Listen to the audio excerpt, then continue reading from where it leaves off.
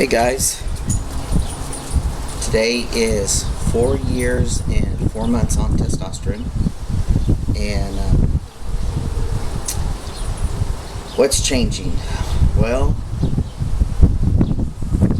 I'm still growing more hair, and it's filling in bare spots. I talked about my inner arm. On my head, I'm still receding quite a bit. And I found that when I do this on my forehead, that it feels like my forehead is more narrow.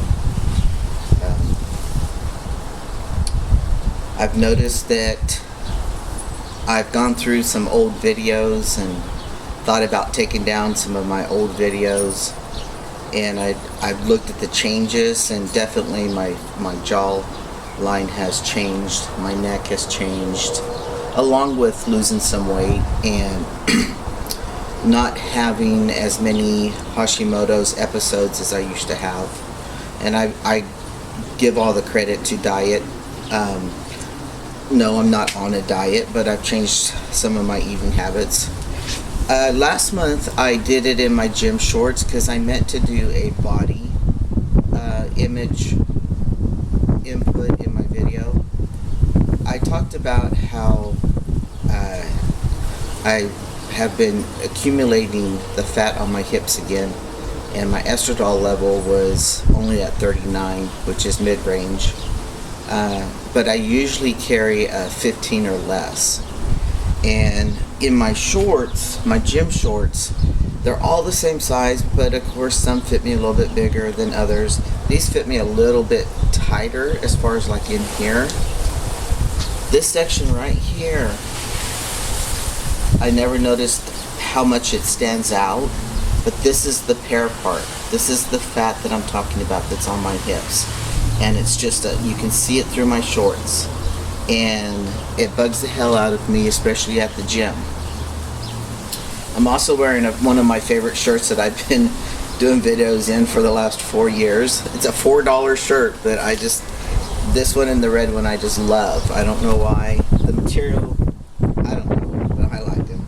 So, you can kind of see a difference in some of the weight that I've lost. My stomach is not as big in my shirts as it was. I actually probably could go to just a large, not an extra large. All my clothes right now are basically extra large. But it's right in here where I have an issue. A lot of that is not because of laziness or anything. It's just due to my disability. I've got about a good 4 to 5 hours on my feet before I got to get off of them and can't tolerate the pain anymore. So I call this all right here a recliner body. I'm 50% in a recliner. 50% in a recliner of my awaking time in a day. So yeah, as limited as I am, I'm pretty physically active, but I pay the price. So anyway, we'll get back to some things going on. I did a little video on how I lived through it, and I think as I evolve into Ethan, every day, just in my day in and day out routines, busyness, activities, I find myself always in the back of my mind being reminded of who I was, what I was, or not who I was, but what I was, and just kind of trying to continue, just to build character with my male image now, to build my own persona outwardly now. And there's not a day that doesn't go by that I'm not reminded of what I am. And I've heard some guys say, I'm not a trans man. I don't live a trans man life. And I don't really understand what they're saying about that.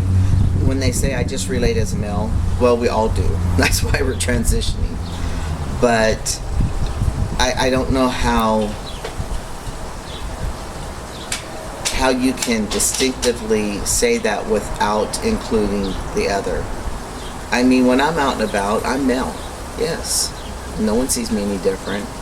But in here, I know what I used to be. I know how I used to be treated. I know how interaction has changed. How my socialness out in public has changed. How people perceive me and how they approach me has changed. A lot of male privilege. And so there came a discussion up in our monthly support group about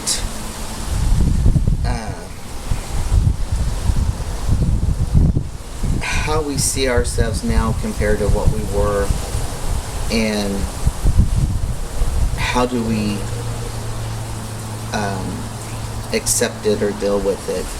And it's really a good question, because like I just said, there are some guys who say I'm just male, and they're stealth and all that, and that's fine.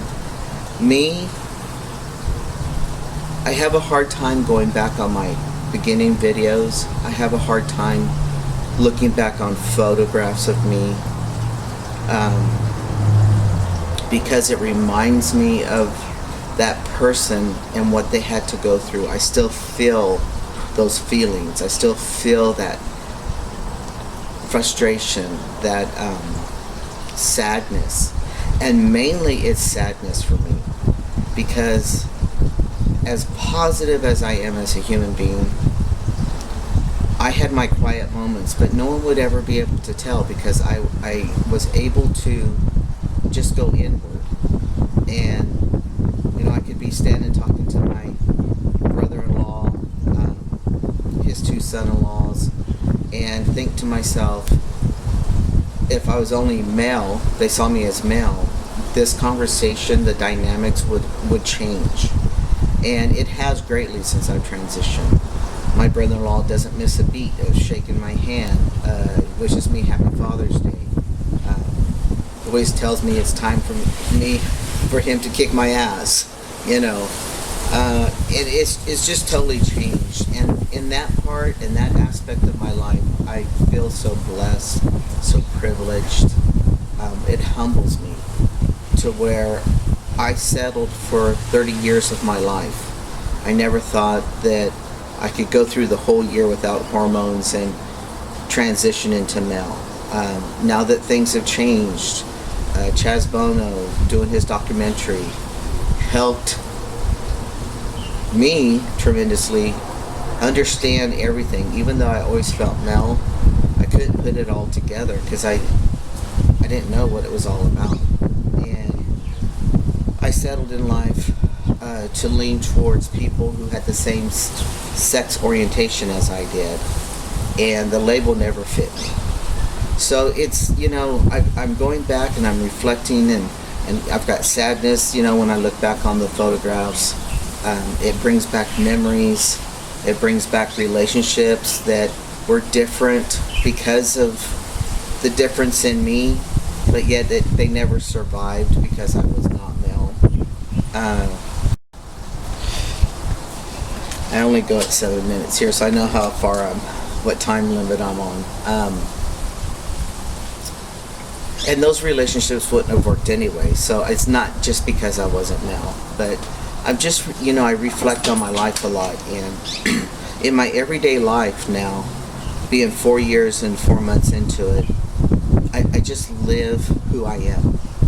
I don't try to compensate, or I don't try to be hyper masculine, or I'm basically really can say that I interact, and I have always been this way. The difference, I think, is that how I carry myself. More confident. I'm not hiding behind the sad eyes. And people didn't realize, friends, family didn't realize really what I went through, or that I was really sad, or not maybe depressed, but didn't realize until I transitioned and they see me now and then think back on my life. And they definitely all agree that I'm much more happier, confident. And, it's just coming into yourself. But again, I don't understand how you can ignore that you're trans. And on the other hand, I did kind of understand they always see we're just males. And that's the way I see myself, as male.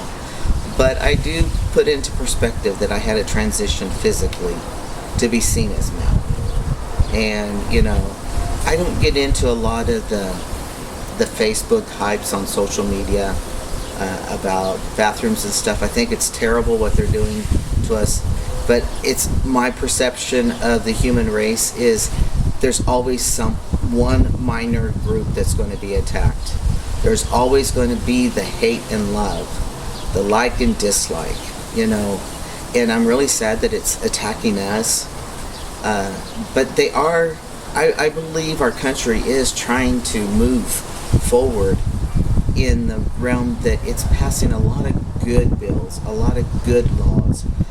Insurance companies are covering surgeries that you never could have thought could have happened. I had to pay for my top surgery. It was $10,000. And I couldn't have done that had I not had a truck that had equity. The phalloplasty. I would have had to settle with the packer and always having that anxiety. But then it came along where it was covered, and boom, I was on the list and in the process of having my phalloplasty. And I really truly feel blessed that these things are transpiring. As much as there's the negative and the taunting and the oppression that they're trying to put upon us, there's also a lot of good. And that's what we have to remind ourselves. Don't put yourself in a position or go in an area where they're hounding the bathroom. They've got bathroom cops. Don't avoid those areas. Don't allow this negative stuff, to be in your environment. Look how you respond to stuff. Look how you react to stuff. Sometimes there are people who really open up themselves for attacks because they're acting as ignorant as the other people. They're putting themselves as low as the other people. I'm not saying ignore the issues. I'm saying make each step in your journey simple. And if you're that kind of person that has to carry the grudge or carry frustration and has to act it out, then just remind yourself, whenever somebody feels attacked, they're going to be defensive. And so, I'm not upholding what lawmakers are doing in some states.